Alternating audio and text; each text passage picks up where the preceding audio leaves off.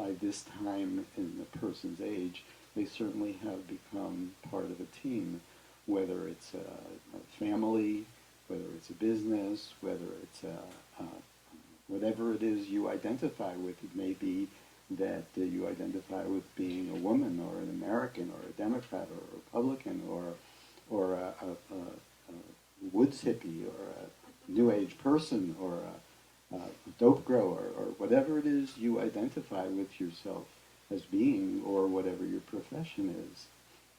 There is something really precious and valuable in that. But it is exclusional, because whatever is not your team is not your team. And this is so evident in athletics, that if you're part of one team, you do have to root against the other team. You can't only root for your team. And that happens that if you're an American, part of the American team, and you're a patriot, and you love your country, that means in a way you're competitive with other countries. You love your country, so you don't love the others as much.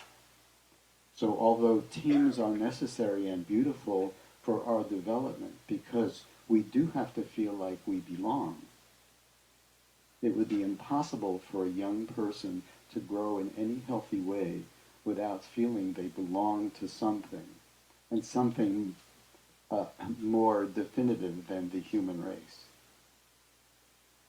So we all have grown through these identifications with our purposes. Our purposes may be political, they may be financial, they may be social, they may be raising children, whatever it is. We're single moms, that's what we identify with. We're single dads, that's what we identify with.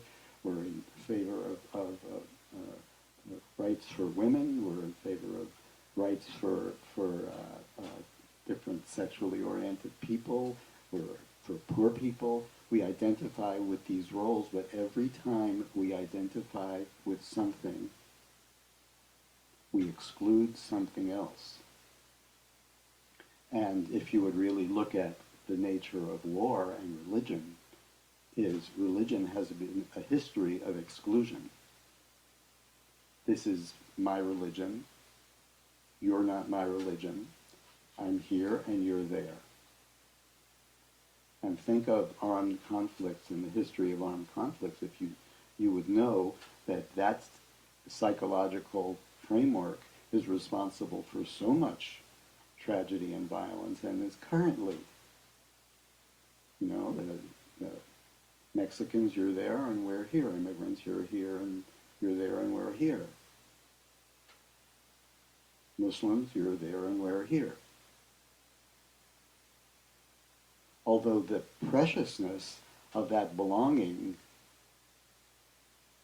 has a natural and innate value as we develop, at some point we stop expanding our identifications. And at that point, the problems start. Because if we continue and continue and continue to expand our identifications, we start with my Indian dancing, and we expand, and we expand, and we expand, and we expand to wanting our gender to get rights, and our country to get rights, and our et cetera, et cetera, et cetera. We expand to a point where our team is not exclusionary, and it's the team of the spiritual pursuit, this team of knowing ourselves, the team of uncovering the natural conscience that human beings have, the team that doesn't exclude any human being.